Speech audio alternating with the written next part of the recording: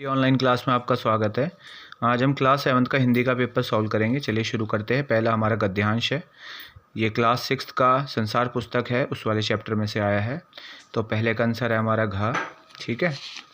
उसके बाद सेकंड का आंसर है हमारा ग। फिर काव्यांश है, झांसी की रानी कविता में से क्लास 6 का। पहले का आंसर है हमारा ख, दूसरे का आंसर है हमारा ख, ठीक है। उसके बाद व्याकरण देखिए, विकल्पों में निजवाचक सर्वनाम पहचानिए तो क्या है? अपने आप, इसका आंसर है ग। उसके बाद है वाक्य में गुणवाचक विशेषण क्या है? प्यारी प्यारी बिल्ली खो गई, तो इसमें प्यारी है, इसका आंसर है घ। 9 2 11 हो जाना, मुहावरे का अर्थ क्या होगा? किसी स्थान से भाग जाना, घ। आवश्यकता शब्द में प्रत्यय क्या होगा? ता, पीछे वाला होता है ता, आंसर है इसका क, ठीक है। अब ये गद्यांश है, इसको पढ़ के आंसर देने हैं। तो पहले का आंसर होगा हमारा क। ढाबा संस्कृति कहाँ से शुरू हुई थी? उत्तर भारत से, इसका भी आंसर है क।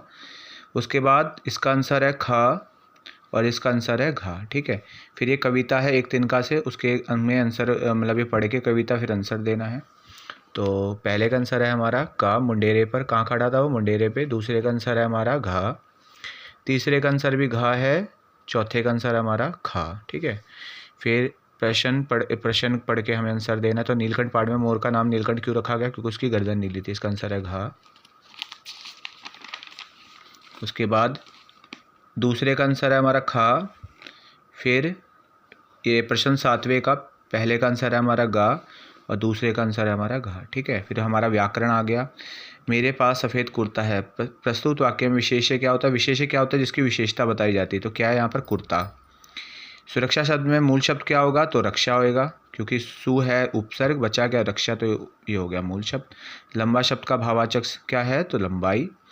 दंड शब्द का विलोम शब्द क्या होगा? क्षमा, ठीक है। बाकी ये क्वेश्चन आंसर है आपका। तो एक नंबर के 4 सवाल है। एक तिनका कविता में कवि को घमंड ना करने की चेतावनी किसने दी थी? उसकी समझ ने। कठपुतली गुस्से में क्यों बोल रही थी? क्योंकि इसके आगे पीछे धागे बंधे हुए थे हाथ पाँव में, ठीक है। रहीम के अनुसार सज्जन व्यक्ति धन का क्या करता है? दूसरों की भलाई के लिए वो इकट्ठा करता है धन को। और कविता में पक्षी किस स्थान का जल पीना चाहते हैं? तो बहती नदी का। तो इस तरीके से आपको क्वेश्चन पढ़ के इनका आंसर देना था, ठीक है। तो आसान पेपर था काफ़ी। उसके बाद देखिए पीछे, ये भी क्वेश्चन आंसर देने हैं, 2 2 नंबर के 3 सवाल करने हैं।